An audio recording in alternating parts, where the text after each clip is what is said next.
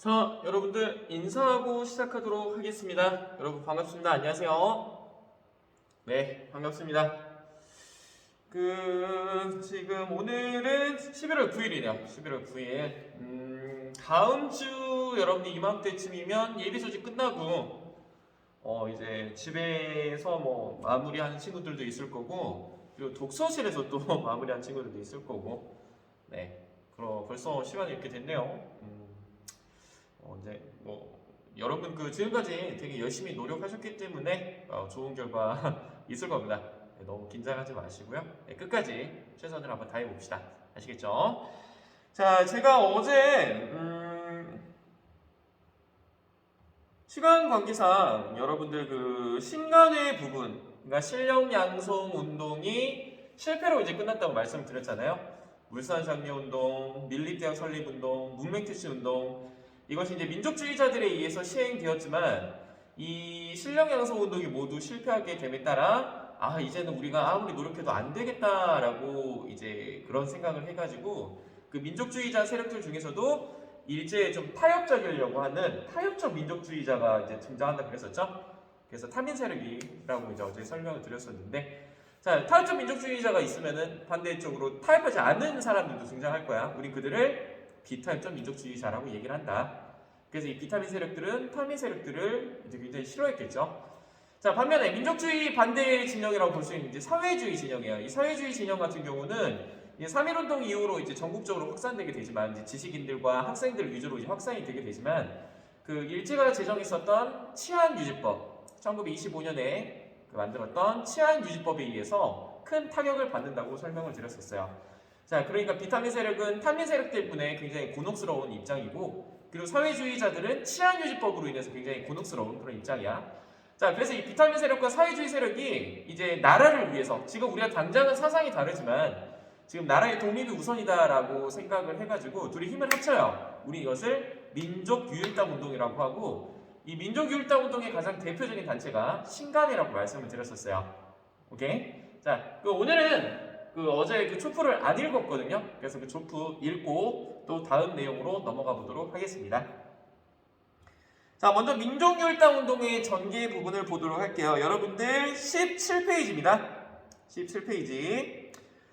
이전에 유인물 나눠드렸는데 밑에 페이지 수가 좀 잘린 것 같아요. 여러분들 17페이지. 17페이지는 어떻게 생겼느냐? 이렇게 생겼습니다. 왼쪽에 다양한 민족운동과 전개, 오른쪽 실력 양성 운동의 전개, 이 부분이 바로 17페이지예요. 그래서 밑에다가 좀 17이라고 표시를 해 주시기 바랍니다.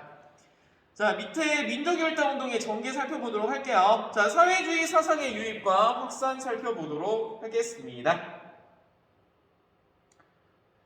자, 먼저 레닌이 약소민족 식민지 해방운동을 지원하겠다. 자, 이것이 이제 3.1운동의 배경이 된다고 설명을 드렸었죠. 3.1운동의 배경 말해볼까? 국외적으로 일단은 미국 대통령 윌슨의 민족 자결주의, 그리고 레닌이라고 하는 사람이 약소민족을 지원해 주겠다, 이런 얘기들을 한다고 했었어요. 자, 그리고 만주지방에서는 무호독립선언, 대한독립선언이라고도 하고, 그리고 일본 도쿄 유학생들을 중심으로 28 독립선언이 발표가 되었었다. 기억나시죠? 자, 3.1운동 이후 사회주의 사상이 유입되게 됩니다. 그리고 청년 지식인층을 중심으로 확산되고요. 그리고 1925년에는 조선 공산당도 결성이 되게 돼요. 하지만 핵심 키워드입니다. 일제가 치안유지법으로 이 사회주의를 탄압하게 되면서 사회주의는 아주 크나큰 타격을 받게 되더라. 꼭 기억해 주시기 바랍니다. 자, 60만세 운동 좀 알아두세요. 60만세 운동. 자, 고종의 인사들, 즉 고종의 장례식을 이용한 것이 여러분들 3.1운동이라고 한다면, 이 60만세 운동은 고종의 아들이죠. 이제 어떻게 보면 대한제국의 마지막 황제야. 마지막 황제 순종의 장례식을 기하여 일어난 운동이 60만세 운동이라고 할 수가 있습니다. 자, 60만세 운동의 핵심 키워드는요, 여러분들 민족유일당 운동이에요. 민족주의 계열과 사회주의 계열 간의 연대가 계기가 됩니다. 그래서 민족협동전선 운동으로 연결, 민족유일당 운동이야. 그러니까 이 60만세 운동을 통해서 민족주의 세력과 사회주의 세력이 연대 가능성을 보게 된 거예요. 그래서 서로는 사상이 다르니까 엄청 싫어. 한쪽은 사유재산을 부정하고 한쪽은 사유재산을 인정하는데 당연히 싸울 수밖에 없잖아요. 근데 이들이 같이 60만세 운동을 이제 준비를 하면서 너도? 너도? 야 너도? 막 이러면서 반죽 광고 아닙니다. 혹시나 광고 개인적으로 연락주세요. 자 그러면서 이제 민족주의 세력과 사회주의 세력은 지금 비록 추구하는 어떤 그런 사상은 다르지만 우리가 지금 독립이라고 하는 어떤 그 나라의 독립을 위한다라고 하는 그런 마음은 또 서로 이제 같다는 걸 느껴요. 그래서 서로 연대 계기를 마련한 사건이 바로 60만세 운동이라고 할 수가 있겠습니다. 이 60만세 운동이 이제 이어져서 신간의 결성까지 가는 거야. 자, 신간을 살펴보도록 하겠습니다. 별표 쳐놓으세요. 반드시 시험에 나옵니다. 자, 민족협동전선, 민족유일당운동 같은 말이에요. 비타민 세력과 사회주의 세력이 힘을 합쳤고요. 조선민흥회, 종우의 선언 둘 다 민족유일당운동의 그 어떤 그거라고 보시면 돼. 이 조선민흥회 같은 경우에는 비타민 세력을 중심으로 사회주의 세력을 이제 합치자. 그리고 정우의 선언 같은 경우에는 사회주의 세력이 중심이 되어서 저 비타민 세력과 힘을 합치자. 그러니까 둘 다 힘을 합치자라고 하는 거야. 이 조선민흥회와 정우의 선언이 배경이 되어서 신간회가 결성됩니다. 자, 신간회가 시험에 나온다면 99.9%는 다 이건 물어봐요. 광주학생 항일운동 또는 광주학생 항일운동의 진상조사단을 파견하였다. 이거 꼭 기억해 주시기 바랍니다. 자, 그런데 이 광주학생 항일운동을 지원하는 민중대회를 개최하려 한 것이 일본 경찰에 발각되면서 신간의 간부들이 다 체포가 되게 돼요. 그래서 이 집행부가 새로 개편되게 되는데 그들이 좀 타협적 민족주의 세력과 협력하려고 하면서 내분이 발생하게 됩니다. 그래서 이 신간회 같은 경우에는 해소가 돼요. 해소가 무슨 뜻이야? 해체된다라고 하는 말이야.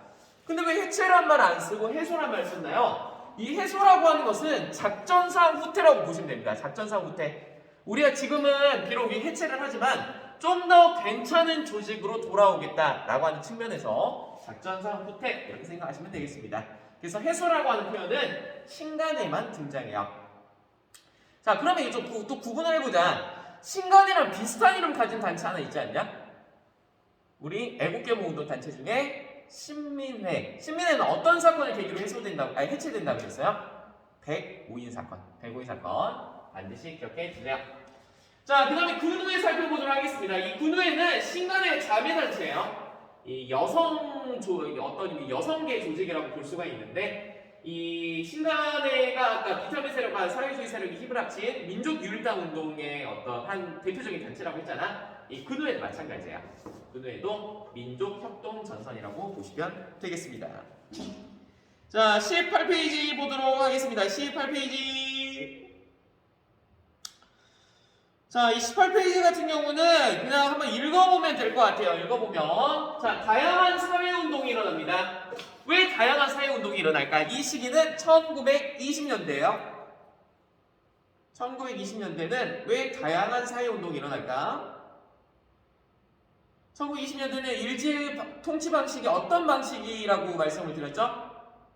문화 통치라고 설명을 드렸죠? 이 문화 통치 같은 경우에는 여러분들 일제가 한국인을 좀 달래려고 좀 뭔가 유화 정책을 펼친다고 그랬어. 그래서 이 시기 때는 언론, 출판, 집회, 결사 이런 것들이 부분적으로 허용되었단 말이야. 그러니까 이런 시대상, 이런 시대 배경이 있었기 때문에 다양한 운동이 일어날 수밖에 없었던 거예요. 자, 먼저 여성들이 운동을 벌이게 되죠. 그래서 단지 아까 근우에 설명드렸었죠. 기관지 근우를 발행했다. 쉽죠? 이거 뭐야? 형평운동도 뭐야? 형평운동이에요. 형평운동. 자, 여러분들 그 양팔저울 들어봤어요? 그 천칭이라고 그러나? 양팔저울. 그래서 여러분 옛날에 고기 같은 경우 지금은 전자저울로 재지만 옛날에는 이렇게 고기 무게를 잴 때 이 양팔저울 그리고 여기 한쪽에는 고기를 달고 한쪽에는 그 이 무게를 의미하는 그 추를 달아요. 그러니까 뭐 몇 그램, 몇 킬로 뭐 이런 식으로. 그래갖고 이걸 딱 재가지고 딱 균형이 맞으면은 이거는 뭐 고기 몇 그램이 되겠구나 이거야. 이 형자가요 저울 형자예요. 저울 형자. 저울이 무게를 평평하게 했을 때 그 무게가 나오는 거잖아. 그러니까 우리가 지금 법제적으로 여러분들 1894년 1차 가부개혁 때 신분제가 폐지가 돼요. 법제적으로. 그런데 법제적으로 신분제도가 폐지가 되었지만 몇 천 년 동안 이어져 오는 신분제도가 하루아침에 없어지질 않았겠죠. 사람들 인식 속에서. 그런데 이 백정 같은 경우에는 조선시대 때 천민 취급을 받았던 사람들이잖아. 그러니까 이 백정들이 저울이 무게를 평평하게 하는 것처럼 우리 모두도 신분이 다 똑같다. 그러니까 신분 우리 백정들 차별하지 말라라고 해서 일어난 운동이 형평운동이라고 할 수가 있습니다. 형평운동. 자, 여기 보시면은 1923년에 진주에서 있었던 운동이야. 진주. 그래서 여러분들 그 혹시 예전에 제가 알려드리진 않았는데 그 관민공동회 기억나십니까? 관민공동회? 독립협회. 그치? 독립협회. 관민공동회와 만민공동회의 가장 큰 차이는 관리들이 참여하지 않느냐로 이제 구분이 돼. 이 관민공동회 관자가 관리할 때 관자야. 공무원들. 자, 이 관민공동회에서 이 백정 출신이었던 박성춘이라고 하는 사람이 연설을 합니다. 저는 이 땅에서 가장 천한 출신 박성춘입니다. 근데 제가 여러분들 앞에서 이렇게 연설을 하는 거야. 엄청난 일이죠. 엄청난 일이죠. 자, 백정. 1923년에 백정들을 차별하지 말라라고 하는 운동이 형평운동이야. 자, 그 다음에 농민운동과 노동운동이라고 얘기를 하는데요. 여러분들 이 농민운동, 노동운동 이라고 얘기를 하고 어떤 교재에서는 노동쟁이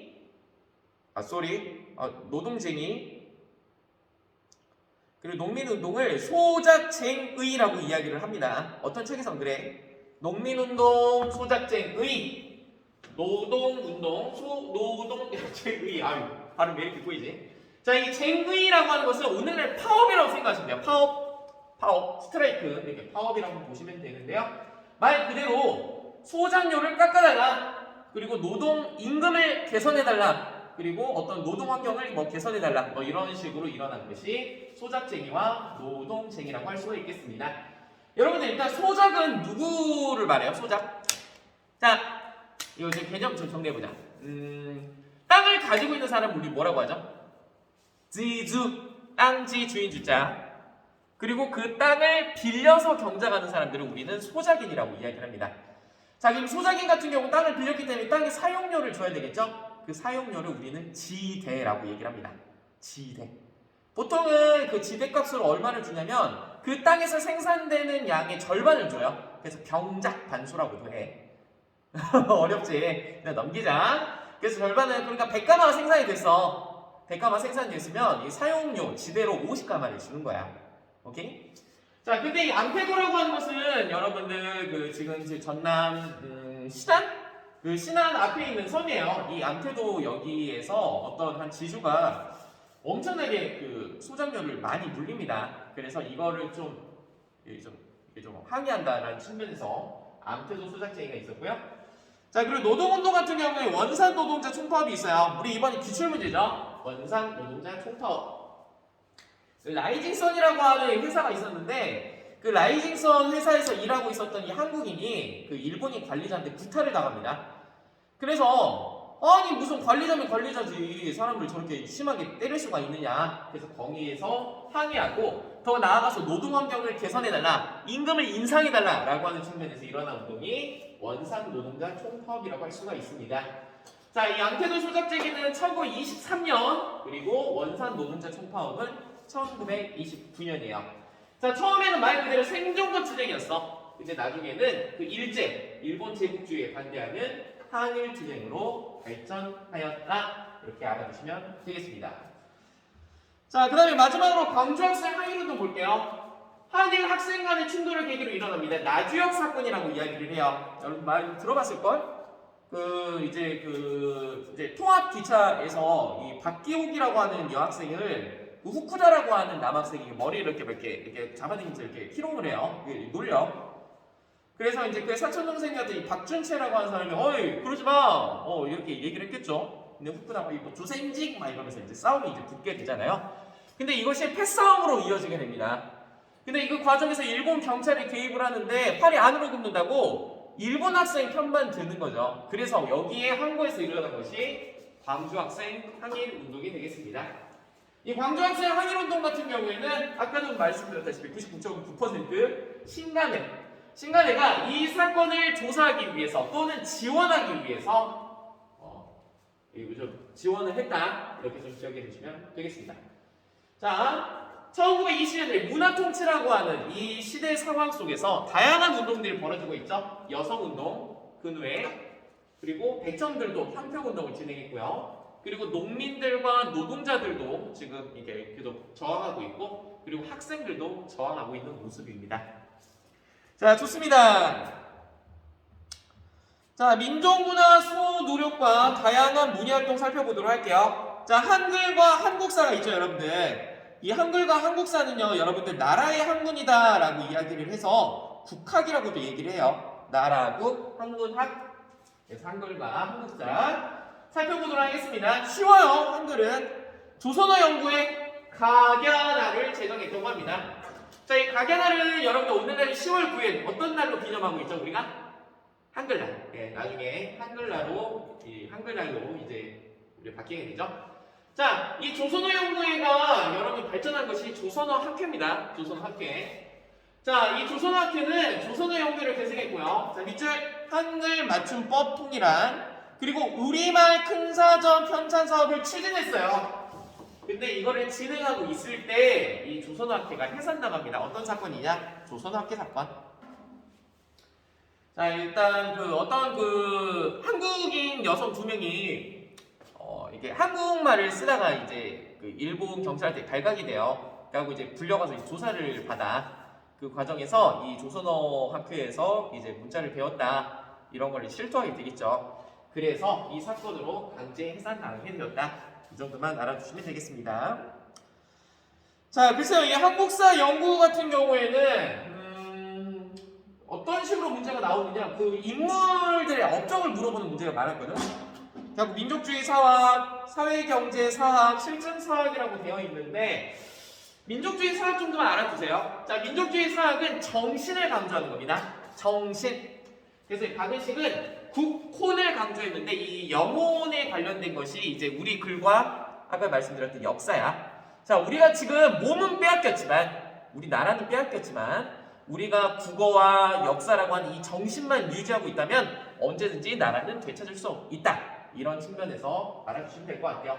한국 통상, 우리 한국의 앞을 통째할 때 우리 한국의 앞은 역사, 그리고 한국 독립운동 지열사, 이 혈자 피혈자, 피의 역사. 그래서 이 박은식은 한국 통사와 한국 독립운동 지열사를 썼고요. 자, 이 신채호 같은 경우에는 아까 박은식 국혼을 강조했다면 이 신채호는 랑가라고 그래가지고 우리 화랑할 때 그 랑자를 의미해요. 굉장히 주체적이고 그런 걸 의미해. 조선 삼고사, 우리의 옛 역사, 그리고 조선사 연구초. 자, 이 조선사 연구초 같은 경우에는 여러분 어떤 내용이 수록이 되어 있냐면 묘청에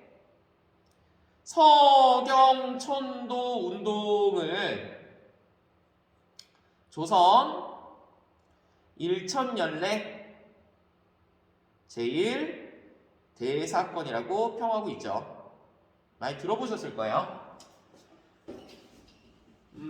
이게 무슨 말이냐면 여러분들 이 묘청과 라이벌 관계를 가지고 있던 사람이 누가 있습니까? 이 묘청의 서경천도 운동이 누구한테 진압돼요? 김부식에 의해서 진압된다고 말씀드렸었잖아요. 김부식. 자, 이 김부식 같은 경우에는 어떻게 보면은 사대, 그러니까 이제 금에 이제 사대하는 그런 모습을 보였고 대표적인 유학자였습니다. 자, 근데 묘청이라고 하는 사람은 그런 금나라를 정벌하자라고 했었던 약간 자주적인 성격을 가지고 있었던 사람이었죠. 그리고 이 사람 같은 경우는 우리 고유의 전통, 어떤 화랑도 정신이라든지 불교 이런 성격을 가지고 있었어. 근데 여기서 누가 이겼어? 김부식이 승리했지. 이때부터 우리 역사가 잘못했다라고 하는 거야. 만약에 묘청이 승리를 했다면 우리가 그렇게 연약한 그런 유학 정신을 가지지 않았을 거고 오늘날 우리가 일제의 식민 지배도 받지 않았을 것이다 라고 하는 내용이 바로 이 조선사 연구초에 나와 있어요. 자, 그럼 여기 부분이 어떤 식으로 출제가 되었는지 살펴보도록 하겠습니다. 자, 사회문화의 변화와 사회운동 보도록 할게요. 자, 1번 가 단체에 대한 설명으로 옳은 것은 가 단체에 대한 설명으로 옳은 것은 자 1942년 10월 이윤재, 한직, 이근호, 최연배 등의 회원들이 경찰 검거하였다. 자 핵심 키워드죠. 한글 맞춤법 통일한 표준어를 선정하는 등의 땡땡이 활동은 민중의 민족의식을 높여 조선 독립을 꾀하는 것이라며 검거된 회원들은 혹독한 고문을 받았다. 그 결과 이윤재와 한재가 옥사였고 이근로와 최연배 등은 치안유지법 위반으로 징역형을 선고받았다. 자, 한글 맞춤법 통일안이 주요 키워드가 되겠네요. 이 단체의 이름은 조선어 학회와 관련이 있겠죠. 자, 조선어 학회와 관련된 거 답은 5번. 야, 근데 너무 쉽다 이거는. 한글 우리말. 자, 독립을 건립하였다. 독립협회. 정우의 선언, 아까 정우의 선언과 조선민흥회, 이거는 신간회와 관련이 있다고 설명드렸죠. 자, 오선학교, 대성학교, 신민회가 관련이 있고요. 고종강제퇴위 운동을 전개한 것은 대한자강회와 관련된 설명이 되겠습니다.